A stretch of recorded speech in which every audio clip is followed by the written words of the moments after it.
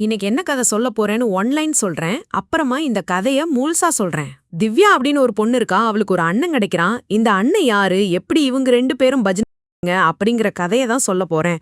அதனால சப்ஸ்கிரைப் பண்ணிட்டு கதையை ஸ்கிப் பண்ணாம கேளுங்க. இந்த கதைய அந்த பொண்ணே சொல்ற மாதிரி சொல்ல போறேன். சரி, வாங்க கதைக்கு போகலாம். என்னோட பேரு திவ்யா. எனக்கு வயசு 25 ஆகுது. நான் சென்னையில இருக்க ஒரு பிரைவேட் கம்பெனில வேலை பார்த்துக்கிட்டு இருக்கேன். நான் என்னோட அப்பா அம்மாக்கு ஒரே பொண்ணு அப்படிங்கறனால அவங்க என்னை ரொம்ப செல்லமா வளர்ந்தாங்க. நான் பாக்குறதுக்கு ஹீரோயின் மாதிரி அழகா இருப்பேன். நான் வச்சிருக்கிற 2 பலூனுமே நல்லா பெருசா இருக்கும். நான் இதுவரைக்கும் 3 பசங்க கூட பஜனை நடத்திருக்கேன். அதுவும் காலேஜ் படிக்கும்போது. அதுக்கப்புறம் நான் வேலைக்கு போனதுக்கு அப்புறமா எனக்கு பிடிச்ச மாதிரி ஒரு பையன் கூட கிடைக்கவே கிடையாது. நான் இவ்ளோ நாள் பஜனை பண்ணாம இருந்ததுக்கு ஒரே காரணம், எனக்கு அந்த பையனை பிடிச்சிருந்தா மட்டும்தான் நான் அவங்க கூட போய் பஜனை நடத்துவேன். இல்லனா என்னோட கிணத்துல நானே தனியா வேலை பார்ப்பேன். இப்படியே நாட்கள் ஓடிக்கிட்டு இருந்துச்சு. அப்போ ஒரு நாள் எங்களோட ஆபீஸ்ல புதுசா ஒரு பையன் வேலைக்கு சேர்ந்தான். அவனோட பேரு பாலாஜி. அவனோட வயசு 28. இன்னும் கல்யாணமாகாத பையன். அவன் பாக்குறதுக்கு நல்லா அழகா இருந்தான். பல நாட்கள் கழிச்சு அந்த பையனை பார்த்த உடனே என்னோட கிணத்துல ஆரம்பிச்சிச்சு. அவன் கூட நான் பேசி பழக ஆரம்பிச்சேன். நானும் அவனும் ஒரு நல்ல ஃப்ரெண்ட்ஸ் ஆகிட்டோம். எனக்கு அவன் கிட்ட பேசி பழகும்போது இவனை ஒரு நாள் நம்ம வீட்டுக்கு கூட்டிட்டு போய் பஜனா நடத்தணும் அப்படின்னு முடிவு பண்ணேன். இப்படியே கொஞ்ச நாட்கள் வேகமா ஓடிச்சு. நாங்க வேலை பார்க்குற கம்பெனில இருந்து அடிக்கடி எங்களை எங்கேயாச்சும் டூர் கூட்டிட்டு போவாங்க. அப்படி போகும்போது நானும் அவனும் ரொம்ப க்ளோஸ் ஃப்ரெண்ட்ஸா மாறினோம். ஆனா அவன் என்கிட்ட நார்மல் ஃப்ரெண்டு மாதிரி பழகினான். இப்படி என்னோட லைஃப் நல்லா போய்கிட்டு இருக்கும்போது ஒரு நாள் எனக்கு ஒரு பெரிய அதிர்ச்சி காத்திருந்துச்சு. என்னோட அப்பா என்னையும் என்னோட அம்மாவையும் ஒண்ணா உட்கார வச்சு பேசிட்டு இருந்தாரு. அப்போ என்னோட அப்பா, நான் உங்ககிட்ட ஒரு உண்மை சொல்லணும் அப்படின்னு சொன்னாரு. நானும் என்னோட அம்மாவும் என்ன சொல்ல போறாருன்னு தெரியாம உக்காந்துருந்தோம்.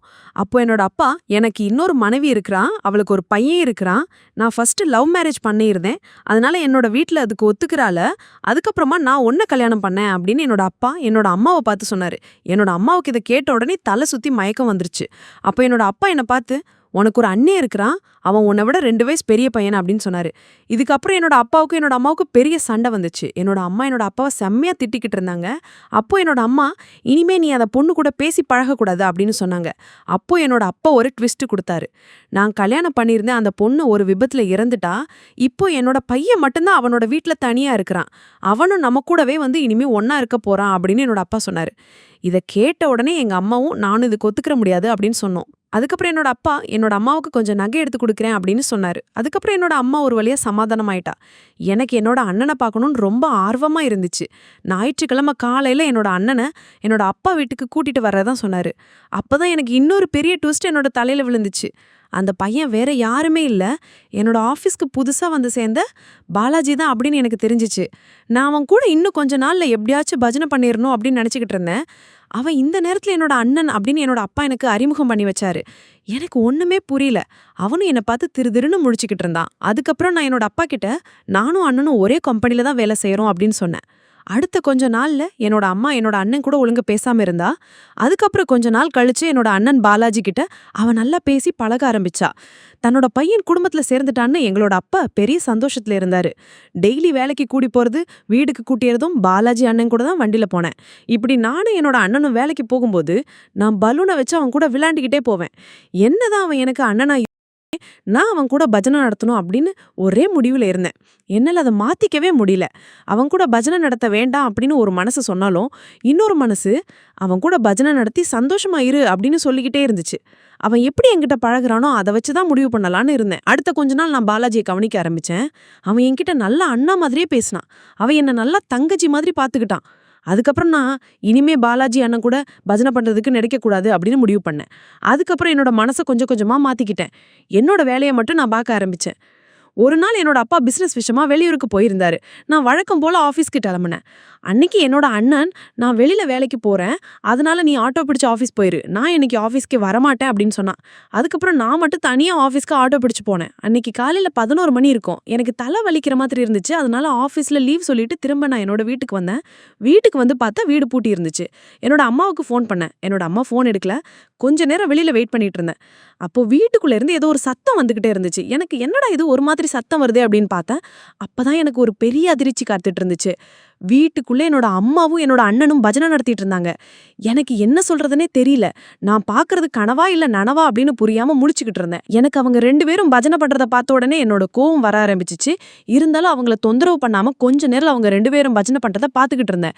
என்னோட அண்ணன் கொஞ்சம் கூட கேப் விடாம எங்க அம்மா கூட பஜனை பண்ணிக்கிட்டு இருந்தான். கடைசியா பஜனை முடிக்கும்போது எங்க அம்மாவோட மூஞ்சில தண்ணிய தெளிச்சு அந்த பஜனைய முடிச்சான். அவங்க 2 பேரும் பஜனை முடிச்சதுக்கு அப்புறமா நான் வெளியில நின்னு கதவ தட்டினேன். கொஞ்ச நேரம் கழிச்சு என்னோட அம்மா வந்து கதவ தொறந்தா. என்னோட அண்ணன் லேப்டாப் நோண்டுற மாதிரி சோஃபால உட்காந்து வேலை பார்த்துட்டு இருந்தான். நான் என்னோட அண்ணனை பார்த்து நீ வெளியே வேலைக்கு போகலையா அப்படின்னு கேட்டேன். இல்ல போகல, வேலை இங்கேயே முடிஞ்சிருச்சு. 2 பேரும் என்னை பார்த்து திரு திருன்னு முழிச்சுக்கிட்டு இருந்தாங்க. நான் அதை வெளியில காமிச்சு கேட்காம என்னோட ரூமுக்கு போயிட்டேன். அடுத்த சில நாள் இப்படியே போய்கிட்டு இருந்துச்சு. ஒரு நாள் என்னோட அப்பாவும் என்னோட அம்மாவும் ஊர்ல இருக்க ஒரு லேண்ட் சேல் பண்றதுக்காக கிளம்பி போயிட்டாங்க. இப்போ வீட்ல நானும் என்னோட அண்ணன் மட்டும்தான் இருந்தோம். அன்னைக்கு நான் அவங்க கூட பஜனை நடத்தணும் அப்படின்னு முடிவு பண்ணேன். நான் என்னோட அண்ணன் என்ன பண்றாருன்னு பார்த்துக்கிட்டு இருந்தேன். சாப்பிட்டதுக்கு அப்புறமா நான் தூங்குறதுக்கு போனேன். அவனும் தூங்குறதுக்கு போனான். கொஞ்ச நேரம் கழிச்சு அவன் என்ன பண்றான்னு போய் பார்த்தேன். வாழைப்பழத்தை வெளியில எடுத்து மணி அடிச்சு பஜனை பண்ணிக்கிட்டு இருந்தான். இத பார்த்த உடனே இதுதான் சரியான டைம், நம்மளும் போய் பஜனை பண்ணிட வேண்டியதான் அப்படின்னு அவன் கிட்ட போனேன். அவன் என்னை பார்த்த உடனே மணி அடிக்கிறது நிப்பாட்டிட்டு என்ன வேணும் அப்படின்னு என்கிட்ட கேட்டான். இல்ல நீ அன்னைக்கு என்னோட அம்மா கூட பஜனை நடத்தின மாதிரி இன்னைக்கு என்னோட பஜனை நடத்து அப்படின்னு அவன் கிட்ட சொன்னேன். நான் இப்படி சொன்ன உடனே அவனுக்கு தெரிஞ்சு போச்சு. அவங்க 2 பேரும் அன்னைக்கு பஜனை பண்ணதை நான் பார்த்துட்டேன்னு அவன் கண்டுபிடிச்சிட்டான். அதுக்கப்புறம் அதெல்லாம் முடியாது அப்படின்னு சொன்னான். டேய் ரொம்ப நல்லவ மாதிரி நடிக்காத, ஒழுங்கா என்னோட விளக்குல எண்ணெய் ஊத்தி பஜனை நடத்து. ரொம்ப நாள் என்னோட விளக்கு துடைக்காம இருக்கு, அதை தொடச்சு வேலை பாரு அப்படின்னு சொன்னேன். அவன் அதெல்லாம் நான் பண்ண மாட்டேன் அப்படின்னு சொன்னான். இவன் கிட்ட இப்படி சொன்னா சரி வராது அப்படின்னு அவகிட்ட என்னோட பலூனை கொடுத்து விளையாட வச்சேன். அதுக்கப்புறம் கொஞ்ச நேரம் கழிச்சு அவனாகவே பஜனை பண்ண ஆரம்பிச்சான். அதுக்கப்புறம் நாங்க 2 பேருமே பஜனை பண்ண ஆரம்பிச்சோம். நான் என்னோட பலூனை அவன் கிட்ட கொடுத்தேன். அவன் அந்த பலூனை பிடிச்சு நல்லா விளையாண்டான். அதுக்கப்புறம் அவனோட வாழைப்பழத்தை எடுத்து நான் டேஸ்ட் பண்ண ஆரம்பிச்சேன்.